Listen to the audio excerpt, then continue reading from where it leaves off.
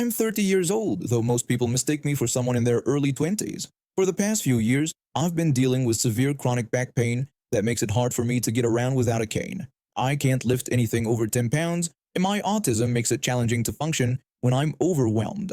Add severe anxiety to the mix, and you've got a recipe for disaster in stressful situations. My journey with this pain has been a long and frustrating one. I've seen countless doctors, tried every treatment imaginable short of surgery, but we still don't know what's causing it. The pain got so bad that I had to leave my job of 5 years when the pandemic hit. Since then, I've been relying on public health insurance, which made it difficult to find a physical therapist in my area. Finally, after a year of searching, I found a therapist who accepted my insurance. I was excited for my first appointment, hoping it would be the start of some relief. Little did I know it would lead to one of the most humiliating experiences of my life. The day of my appointment, my car decided to act up and my family was too busy to give me a ride. So I had to take the bus. The appointment itself was tough. They were stress testing to see my limits, which left me in more pain than usual. On the way home, I was exhausted and hurting, but at least I had a seat on the crowded bus. That's when she got on, a woman in her 50s or 60s who I can only describe as a Karen.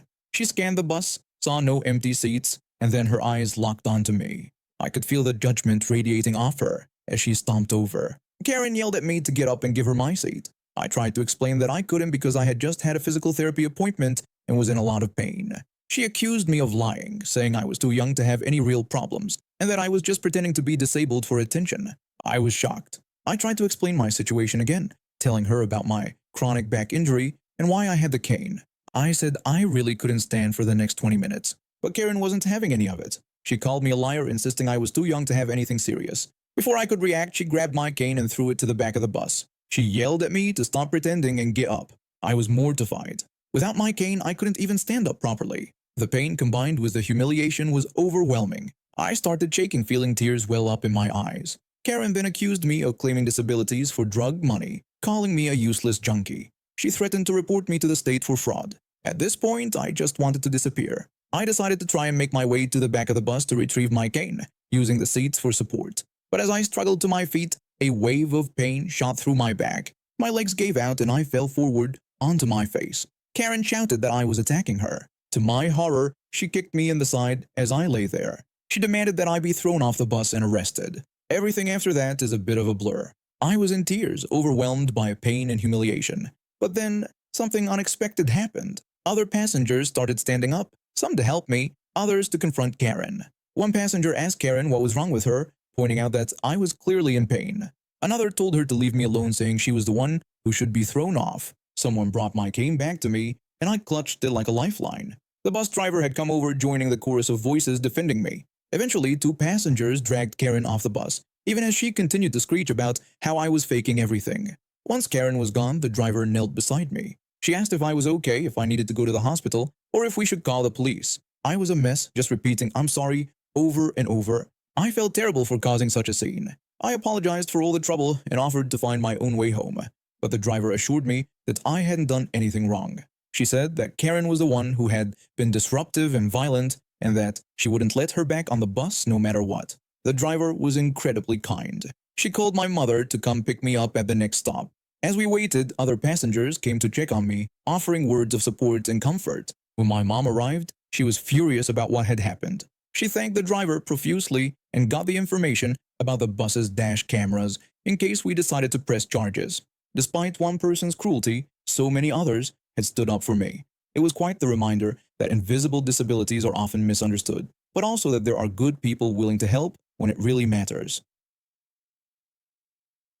I've always been a bit of an introvert, especially since I was diagnosed with autism in my teens. As I've gotten older, my salt and pepper beard and confident demeanor often lead people to ask me for help or advice, even in places where I don't work. It happens most frequently at the liquor store, usually when I'm helping my parents shop for wine. To manage my sensory sensitivities, I invested in a pair of high-end noise-canceling headphones, Bowers & Wilkins P9 and Signature Premium.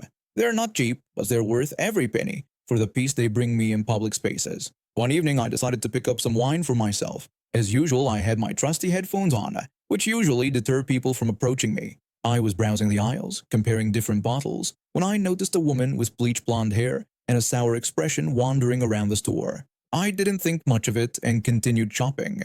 When I was examining some Chardonnay, I heard a faint sound through my headphones. I looked up and saw the woman looking at me expectantly. Thinking I might be in her way, I raised an eyebrow and moved along.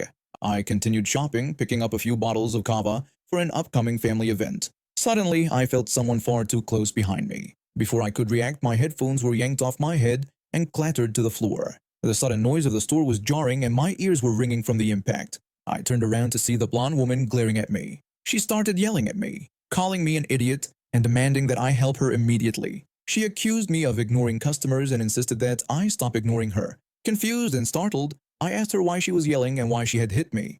She responded angrily, saying I deserved it for ignoring her. I tried to explain that I didn't work there, but she refused to believe me. She threatened to get me fired and demanded to speak to my manager, ranting about my supposed incompetence and asking if I knew who she was. By this point, a crowd had gathered, including some actual employees and 2 police officers who happened to be nearby. They had been dealing with some homeless people outside and came in to investigate the commotion. As the initial shock wore off, I realized my expensive headphones might be damaged. I started looking around for the pieces that had scattered on the floor. This seemed to enrage the woman even more. She threatened to hit me again if I didn't pay attention to her. She raised her hand to slap me again, but before she could, one of the police officers grabbed her wrist. The woman started to yell at the officer, but he quickly identified himself and told her that she was under arrest for assault and disorderly conduct. He warned her not to resist arrest. The woman's tone changed immediately, switching from angry to pleading. She tried to accuse me of assaulting her and even claimed I had attempted to sexually assault her. The officer calmly told her they would review the security footage and reiterated that she was under arrest. The police took her to their cruiser while the other officer took my statement. After reviewing the security footage, it was clear that she had assaulted me unprovoked. Unfortunately, my headphones were indeed damaged, and a crucial piece was missing. The officers advised me that I could sue her for the value of the headphones if she wasn't willing to pay for them. I approached her as she sat handcuffed in the squad car. I explained to her that she had broken my headphones and that she would need to replace them. She dismissively asked about the cost. When I told her they were $1,000 plus tax, she exploded, calling me crazy and refusing to pay. And that's where things stand now. I'm taking her to small claims court for the cost of replacing my headphones. The officer assured me that with a police report backing up my claim, I'm almost guaranteed to win. However, it might take a year or more before the court date. In the meantime, Karen is being charged with felony assault and disorderly conduct. The police said I probably won't have to testify against her, as the video evidence is pretty damning. It's been a wild experience, and I'm still processing everything that happened. But one thing's for sure, I'm not backing down. Those headphones are my lifeline in public spaces, and I'm determined to get them replaced one way or another. My wife and I moved to this area 3 years ago when we found out we were expecting twins. We wanted a safe place with good schools and a family-friendly atmosphere. About 6 months after we moved in, our twins were just learning to walk, and we'd take them out to play in our fenced backyard. That's when we first noticed the dirty looks from our neighbors. At first, I brushed it off as nothing, but things quickly escalated. One day, while I was pushing my kids on the swings, a group of neighbors approached me. One of them asked me to keep it down, claiming that some of them were trying to enjoy their peaceful afternoons. I apologized, but explained that the kids were just playing and weren't being particularly loud. Another neighbor chimed in, saying it was disturbing their zen and that they had moved here for peace and quiet, not to listen to screaming children all day. I was taken aback by their hostility, but I tried to be diplomatic. I told them I understood their desire for peace, but explained that kids need to play outside as it's important for their development. A third neighbor dismissed my explanation, suggesting that we should consider moving to a more family-oriented neighborhood. That's when I realized this wasn't just a simple misunderstanding. These people genuinely didn't want children around. Over the next few weeks, I noticed more and more neighbors joining what they called the Kid-Free Neighborhood Alliance. They started holding meetings and putting up flyers about preserving neighborhood tranquility. Things got really weird when they began staging meditation circles on their front lawns whenever kids were outside playing. Picture a group of adults sitting cross-legged, humming loudly, and glaring at any child who dared to laugh or shout while playing. One day, I was approached by a frazzled-looking woman pushing a stroller. She asked if I was also experiencing problems with the alliance. I confirmed that I was and mentioned how ridiculous it was getting. I started to introduce myself, but she quickly cut me off, warning me not to use names as they might be listening. She then told me about how the alliance had been making their lives miserable and asked if I had heard about the playground. When I asked for clarification, she explained that the alliance was petitioning the city to have it removed, claiming it was an attractive nuisance that was lowering property values.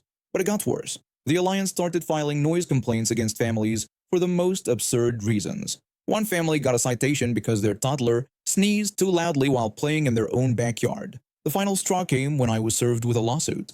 The papers claimed that my children's laughter was disturbing the peace and causing emotional distress to the Alliance members. I was furious and questioned how they could sue us for our kids being happy. My wife agreed that it was insane but emphasized that we needed to fight this and not let them bully us out of our home.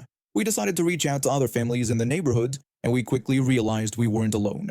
Many had been facing similar harassment but were too afraid to speak up. We formed our own group, the Family Friendly Neighborhood Association, to fight back against the Alliance's ridiculous demands. But the Alliance wasn't backing down. They escalated their tactics, and that's when things got really weird.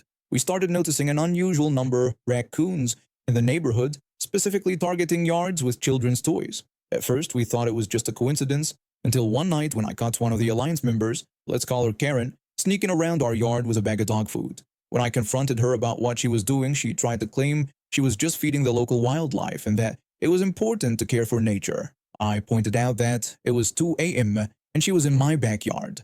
Flustered, Karen finally admitted defeat and revealed their plan, calling us child-having monsters and threatening that if we wouldn't leave willingly, they would make us leave. It turned out Karen had been training the local raccoons to raid yards with toys, hoping to drive families out with a constant mess and potential health risks. It was both ridiculous and dangerous. We called an emergency meeting of our association and decided it was time to take action.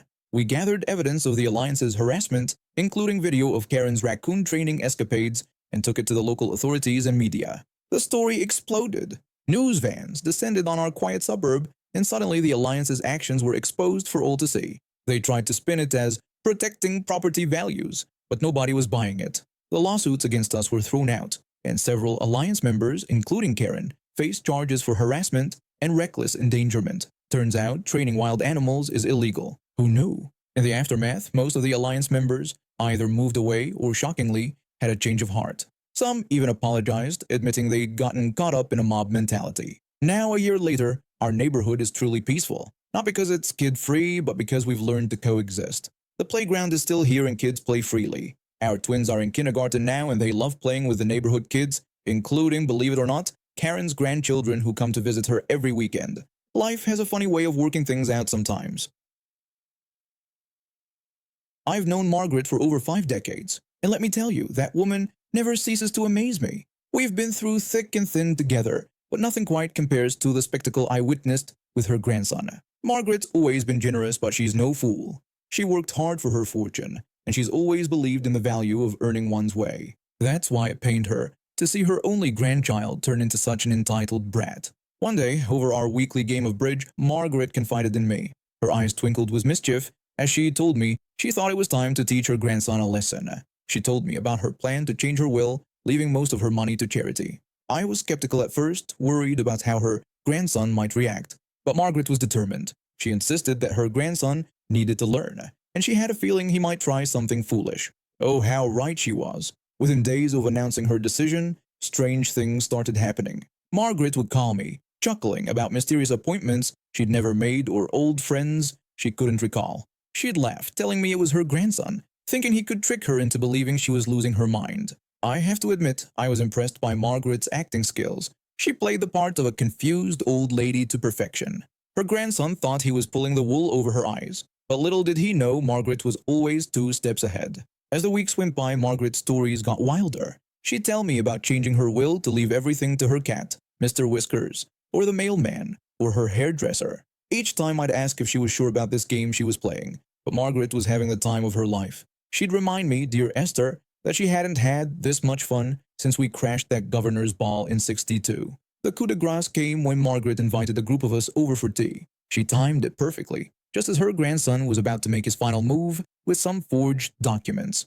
I'll never forget the look on that boy's face when he walked in and saw us all there, laughing and placing bets on what he'd try next. Margaret revealed everything, how she'd known about his scheme all along, how she'd been playing him like a fiddle. When she announced that she was leaving half her fortune to charity and the other half to all the people her grandson had hired to con her, I nearly spat out my tea from laughing so hard. As her grandson stormed out, red-faced and humiliated, Margaret called after him about his small allowance. Then she turned to us, a triumphant smile on her face. With a raised teacup, she asked who was up for another round of bridge. That's my friend Margaret for you. Sharp as a tack and twice as clever. She may be in her golden years, but she's got more spark than folks half her age. I can only hope that her grandson learned his lesson.